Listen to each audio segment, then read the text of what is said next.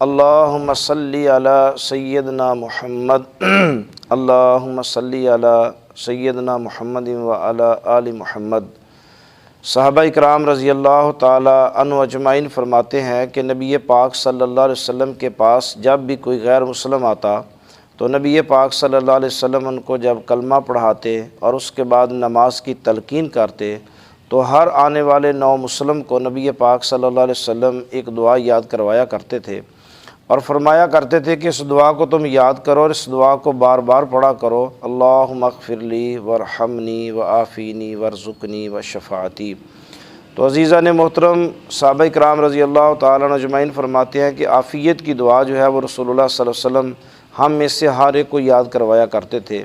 تو اب اس میں دیکھیں کہ کتنی خوبصورت شاندار دعا ہے کہ اللہم اغفر لی، اے اللہ مجھے بخش دے، ورحمنی اور مجھ پہ رحمت فرما، وعافینی اور مجھ پہ عافیت فرما، ورزقنی اور مجھے رزق عطا فرما۔ کہ یہ جو دعا ہے اللہم اغفر لی ورحمنی وعافینی ورزقنی، یہ نبی پاک صلی اللہ علیہ وسلم کی پسندیدہ دعاؤں میں سے یہ دعا شامل ہے، اور نبی پاک صلی اللہ علیہ وسلم ہمیشہ صحابہ کرام رضی اللہ تعالیٰ عنہ اجمعین سے فرمایا کرتے تھے کہ اللہ سے عافیت کی دعا مانگا کرو، اللہ سے خیر و برکت کی دعا مانگا کرو، اللہ تبارک و تعالیٰ سے ہر پل ہر گھڑی ہر وقت اللہ سے عافیت کی اور خیر کی دعا مانگا کرو۔ اور فرمایا کرتے تھے کہ دعاؤں سے اللہ تقدیریں بدل دیتا ہے، دعاؤں سے اللہ تبارک و تعالیٰ انسان کے نصیب بدل دیتا ہے، بار بار مانگے۔ تو یہ جو دعا ہے اللہم اغفر لی ورحمنی وعافینی ورزقنی،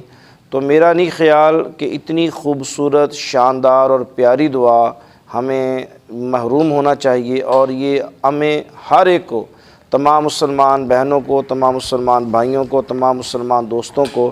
اس دعا کو یاد کرنا چاہیے۔ بڑی آسان دعا ہے کہ اللہ تبارک و تعالیٰ اس دعا کے صدقے ہماری بخشش بھی فرمائیں گے، اللہ تبارک و تعالیٰ ہم پہ رحمت بھی فرمائیں گے، اللہ تبارک و تعالیٰ عافیت بھی فرمائیں گے،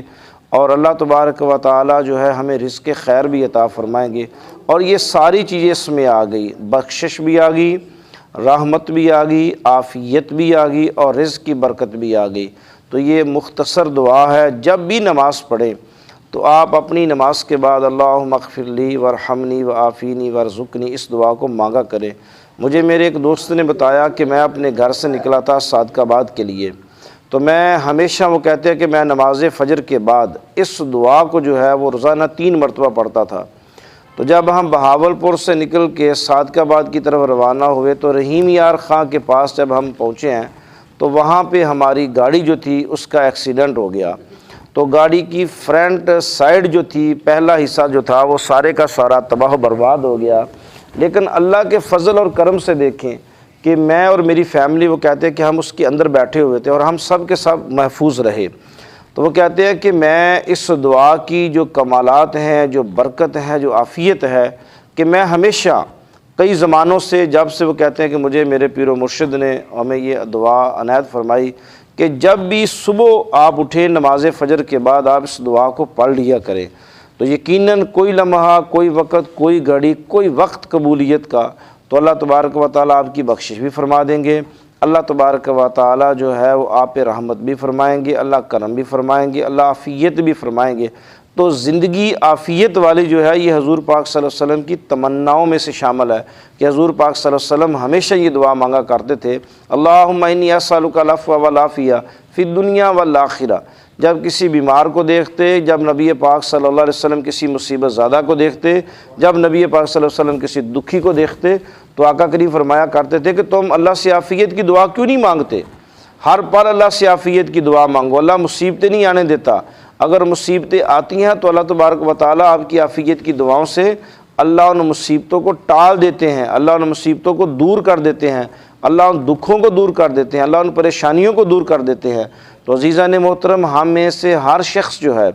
یہ بڑی مختصر دعا ہے، بڑی آسان دعا ہے اور جامع الفاظ ہیں۔ جب بھی آپ فجر کی نماز پڑھیں اور جب بھی آپ عشاء کی نماز پڑھیں تو اللہ سے یہ دعا مانگ لیا کریں، اللہم اغفر لی ورحمنی وعافینی ورزقنی۔ تو اللہ تبارک و تعالیٰ آپ کی بخشش بھی فرمائیں گے، اللہ تبارک و تعالیٰ آپ پہ رحمت بھی فرمائیں گے، اللہ تبارک و تعالیٰ عافیت بھی فرمائیں گے، اور اللہ تبارک و تعالیٰ جو ہے وہ آپ کو تمام رزق کے دروازے کھول دیں گے، اور رزق بھی برکت والا، رزق بھی خیر والا، رزق بھی جس میں دھوکہ نہ ہو، رزق بھی وہ جو آپ کو اور آپ کی نسلوں کو فائدہ دے،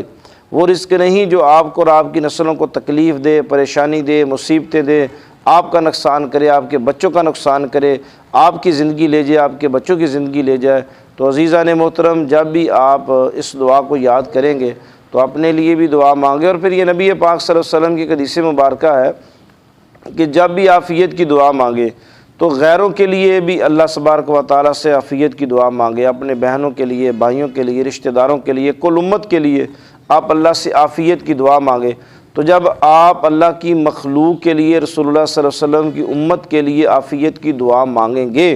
تو انشاءاللہ غیروں کے لیے جب آپ اللہ سے عافیت کی دعا مانگیں گے تو اللہ تبارک و تعالیٰ آپ پر آپ کی مانگی ہوئی دعائیں بھی قبول فرمائیں گے۔ آپ لوگوں کے لیے عافیت کی دعا مانگیں گے تو اللہ تبارک و تعالیٰ آپ پہ بھی عافیت کے دروازے کھول دیں گے، اللہ آپ پہ کرم کے دروازے کھول دیں گے، اللہ آپ پہ رحمت کے دروازے کھول دیں گے، اللہ آپ پہ اپنے فضل کے دروازے کھول دیں گے، اللہ آپ پہ خیر و عافیت کے دروازے کھول دیں گے، اللہ رزق کے دروازے کھول دیں گے، اللہ عزت کے دروازے کھول دیں گے، اللہ فتنہ اور شر کے تمام دروازے بند کر دیں گے۔ اللہ تبارک و تعالیٰ تمام مسلمانوں کو نبی پاک صاحب الاولاق تاجدار انبیاء خاتم النبیین حضرت محمد عربی صلی اللہ علیہ وسلم کی ذات سے سچی اور سچی محبت نصیب فرمائے، اور ہم تمام مسلمانوں کو مسنون دعاؤں سے فیض یاب ہونے کی اللہ توفیق عطا فرمائے۔ آمین ثم آمین یا رب العالمین۔